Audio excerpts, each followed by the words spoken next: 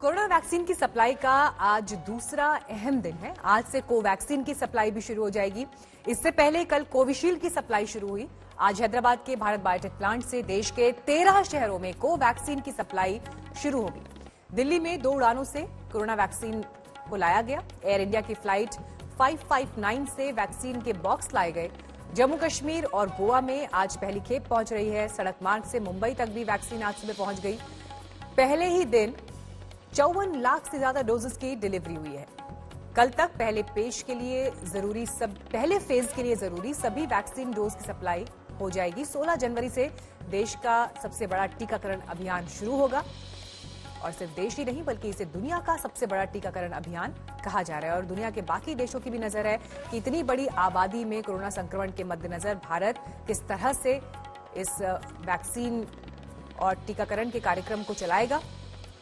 इससे पहले प्रधानमंत्री अपने अलग अलग संबोधनों में भी इस बात का जिक्र कर चुके हैं। देश के वैज्ञानिकों को उन्होंने सैल्यूट किया और कहा कि जितने कम समय में जिस तरह से इसे तैयार किया गया है और देश के बाकी हिस्सों में पहुंचाया जा रहा है, एक बड़ी चुनौती भी है, लेकिन साथ ही साथ भारत उसके लिए तैयार भी है। हिमांशु मिश्रा इस वक्त और जानकारी के साथ हमारे साथ मौजूद है।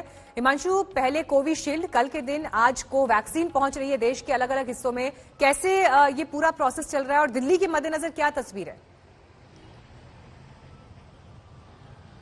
देखिए, सुबह 8:30 बजे हैदराबाद से जो पहली फ्लाइट चली थी 8:30 बजे दिल्ली पहुंची और यहां पर जहां पे हम मौजूद हैं यहीं पर से जो पूरी वैक्सीन यहीं से निकली थी और उसके बाद उसे कुरुक्षेत्र की तरफ जो बनाया गया है वेयर हाउस, बड़ा वेयर हाउस जो बनाया गया है वहां की तरफ ले जाया गया। अब एक और जो दूसरी फ्लाइट हैदराबाद से उड़ी है वो भी यहां पर कोवैक्सीन लेकर के 10:30 बजे के आसपास पहुंचेगी और उसके बाद पहले ही ये डिसाइड किया जा चुका था चूंकि ड्राई रन के जरिए कि कहां पर किस तरीके से कितनी वैक्सीन पहुंचानी है, उसके हिसाब से ही आगे की कार्रवाई की जा रही है। उसके लिए पूरी एक रोड मैप, एक रोड चार्ट बना करके यहां पर सबके पास मौजूद रहता है। साथ में साथ जिस रूट से निकलना होता है दिल्ली पुलिस जहां तक दिल्ली का जो बॉर्डर है वहां तक उसको सुरक्षा प्रदान करती है और उसके अलावा आगे भी उसको लगातार सुरक्षा प्रदान किया जाता है।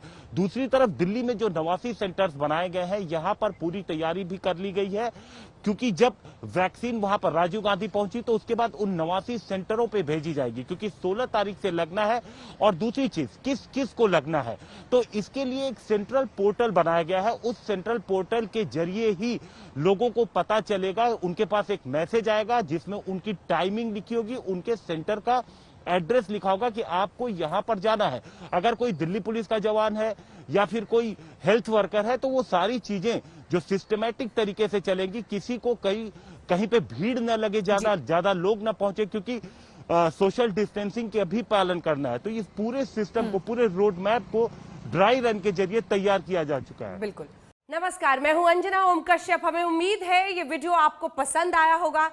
लेटेस्ट खबरों के लिए यूं ही देखते रहिए आज तक और इस वीडियो के पसंद आने पर लाइक, शेयर एंड सब्सक्राइब करना ना भूलें।